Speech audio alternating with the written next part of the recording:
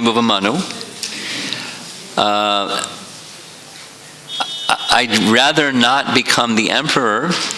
I'd like to go to the forest and practice bhakti in a secluded place and just focus my attention on achieving the goal and perfection of life without the complication of being an emperor. And with your permission, I'd like to do that. And my younger brother, Uttanapada, he's very qualified. So Swayambhuva Manu agreed. And we'll hear more about Priyavrata in Canto 5. Because he's then approached by Swayambhuva Manu to become the emperor.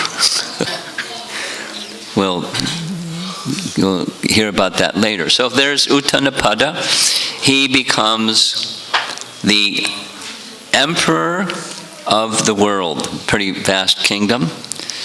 So here's an image of King Uttanapada, and on one side there's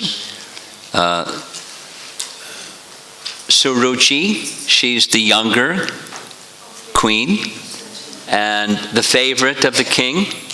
And the elder queen, Suniti, she's the first queen, but she's not only less favored, she's literally abandoned, which doesn't feel good if you're married and if you're abandoned. But that's her situation. She doesn't even stay in the palace. She's off somewhere, and the king doesn't even know, and the king doesn't really care about her and her situation and her feelings. He's too attached to the younger queen. So that's unfortunate. Now, little Dhruva, he has his mother and he has his stepmother, and he doesn't make any differentiation between them. Although the stepmother stays in the palace and his mother stays somewhere else. But young boy, he has equal affection for both. So that's the setting. And then the drama begins. The react versus respond drama. So here's a request to get the best from this session together. I'm going to ask you to think about, sometime in your life has somebody mistreated you? Or maybe sometimes unintentionally you hurt somebody else. And when you came to recognize, gosh, why did I say that, do that? The other person must have really felt badly. How did you respond to either the two circumstances? And I'm going to pause and just let you think about those three questions.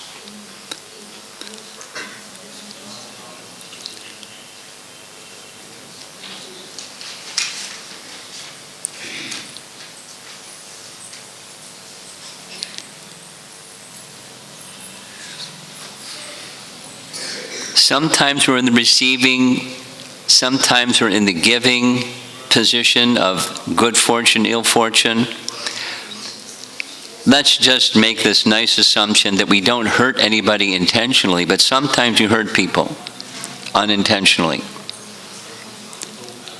And when you recognize that you've hurt somebody unintentionally, a mode of goodness person feels something.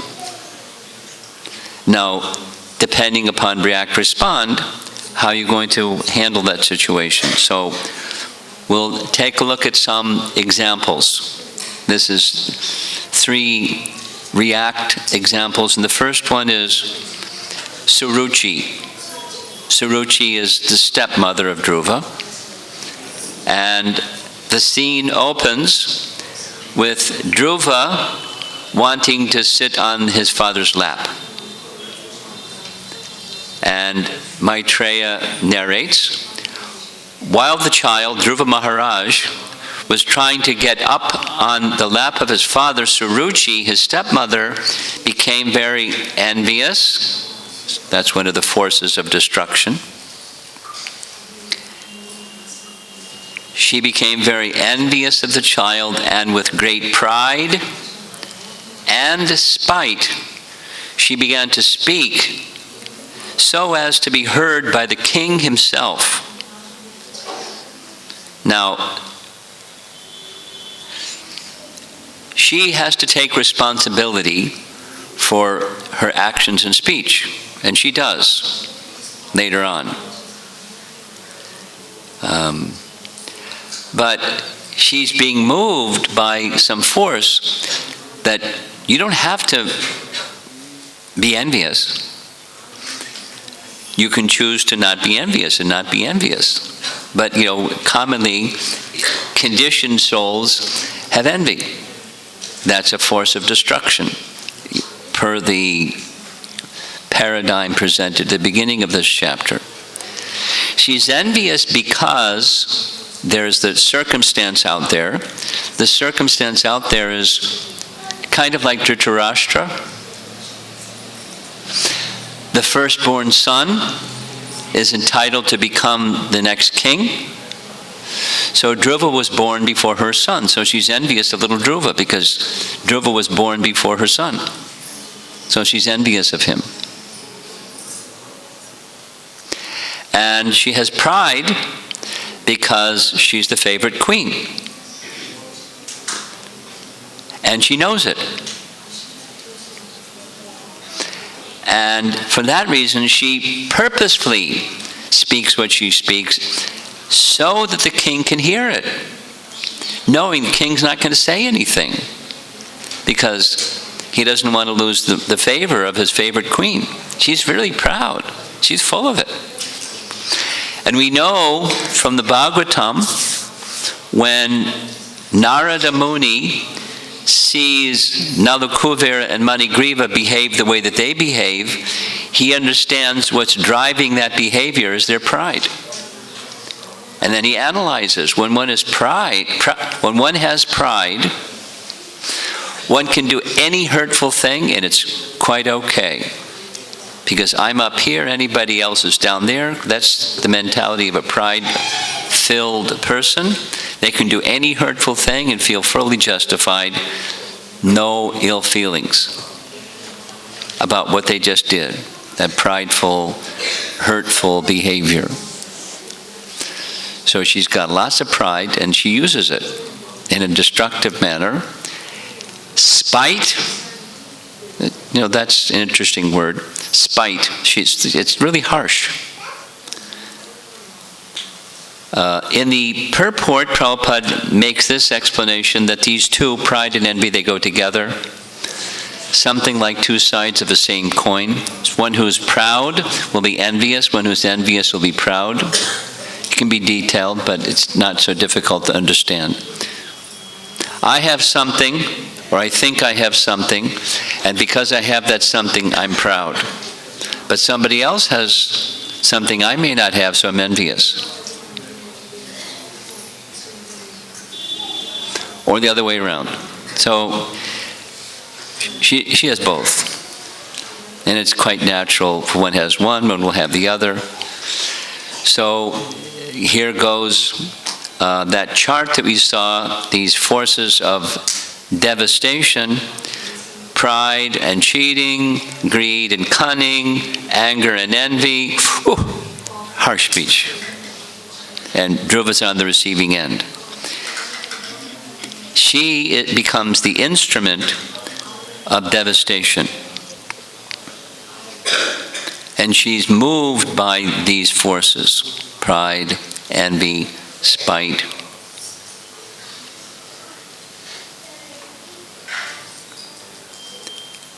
So that's a reacting mode.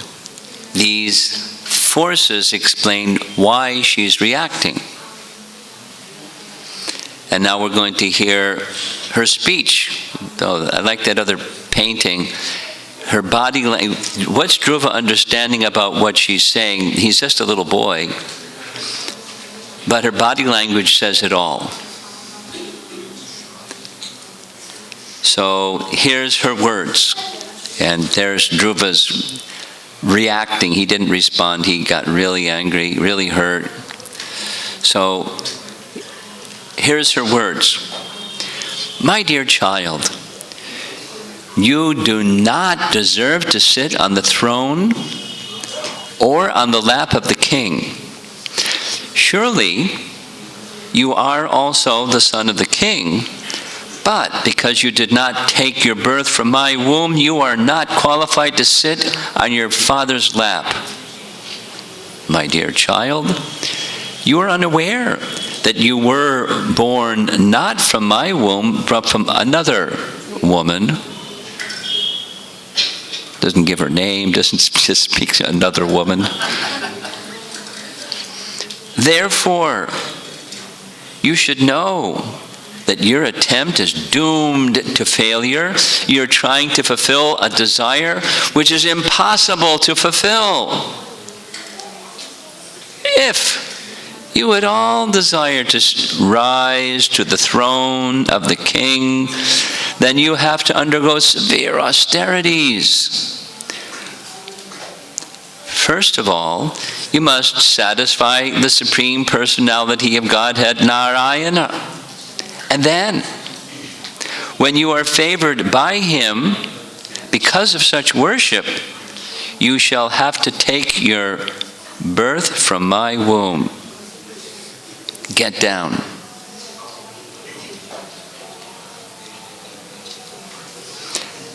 Now,